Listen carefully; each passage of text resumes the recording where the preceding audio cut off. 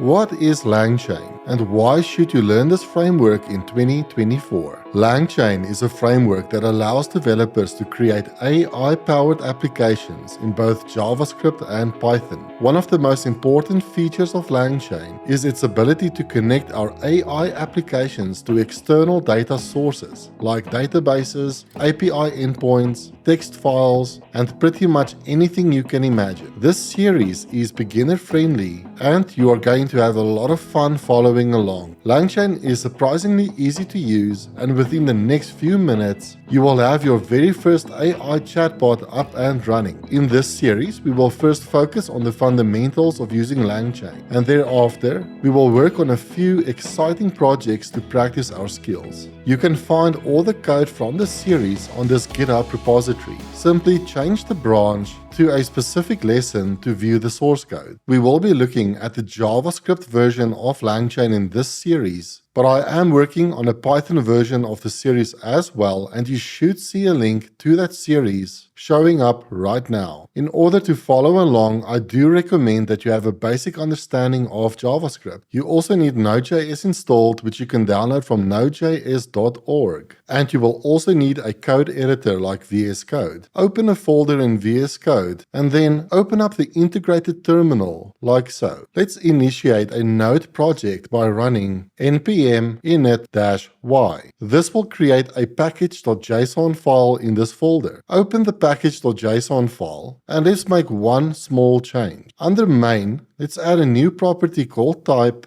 and for the value, change it to module. And that will allow us to use the import syntax when importing packages. We can now save this file and close it. In order to use LangChain in our project, we need to install a few dependencies. In the terminal, enter npm install LangChain, and since we'll be using the OpenAI models in this video, let's also install that dependency by typing @langchain/OpenAI, and let's run this. Now that we have our dependencies installed, let's move on to the fun part. In our project, let's create a new file and call it llm.js.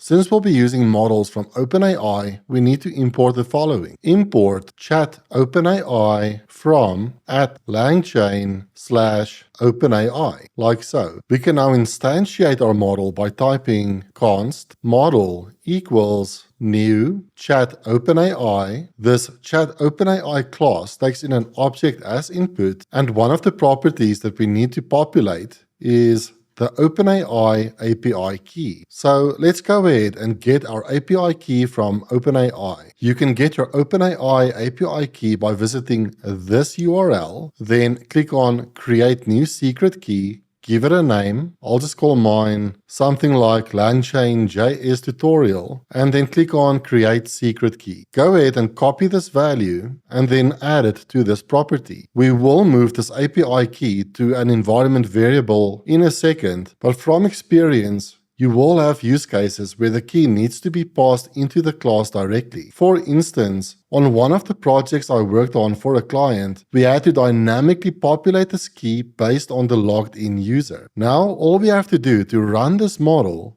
is to call model.invoke and then pass it any text, like hello. This invoke method is a promise which we need to await, and let's also assign this response to a variable as well. And lastly, let's console log the response. We can run this code in the terminal by typing node and the file name, like llm.js. Let's run this. And we can see the response coming back from the AI. And we can see in the response that we get this AI message object. And in this object, we have a property called content, which contains the response from the model. Let's also have a look at a few different ways that we can call this model. We already had a look at invoke, but we can also change this to batch. And batch will allow us to pass multiple prompts to the model and get several responses. Like, let's pass in an array query with hello and how are you? And let's run this by calling node LLM. And in the terminal, we can see that we now get an array of values back, and we received two AI messages. One that contains the text, hello, how can I assist you today? And the second message with the content, as an AI, I do not have feelings, which is related to this, how are you? Another way to call this is to stream the response. So let's change it from batch to stream. And let's change this prompt back to a single string, and let's ask it something like, write a poem about AI. Now what stream will do is return the response in chunks as the response is generated by the AI. So I'm just going to comment out this console log for now, and instead let's type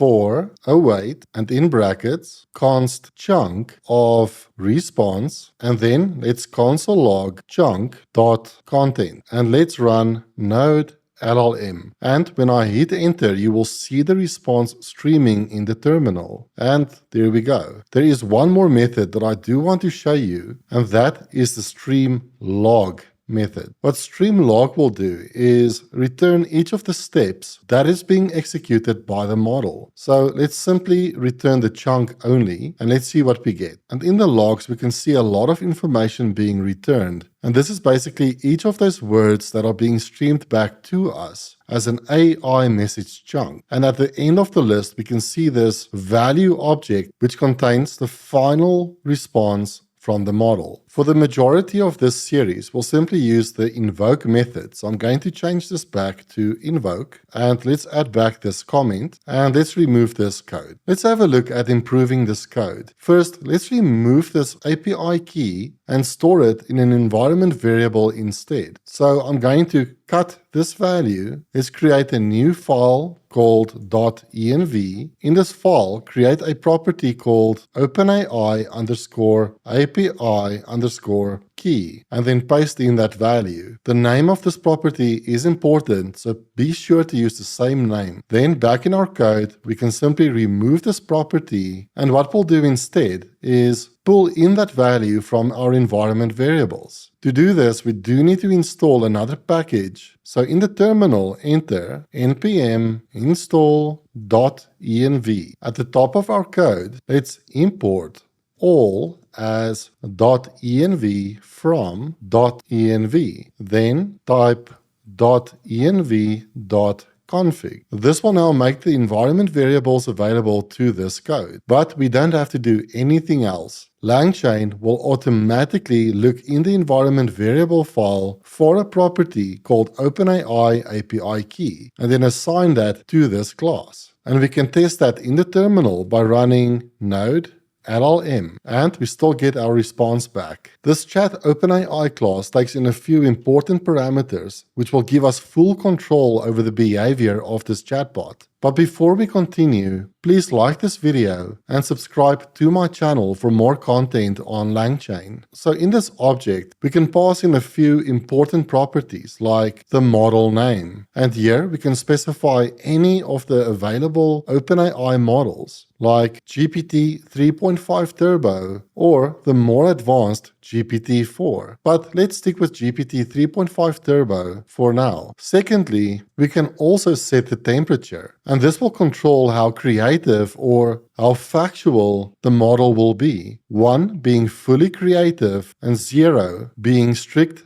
and factual. Let's set a value of 0.7. To make the model slightly creative, we can also specify the maximum amount of tokens that we are willing to spend on a generation. For instance, like a value like 1000. And another important property that you'll find yourself using all the time is verbose. Verbose will allow us to debug the model. So let's set verbose to true. And let's run our script again. And this time we can see a lot more information being returned from the chain, like the amount of tokens that were used and some additional information about the steps that were executed. This will come in handy when we start working on complex chains and agents. Congratulations! You have just created your very first LangChain application and chatbot. Next, let's have a look at how we can use prompt templates to control the conversation.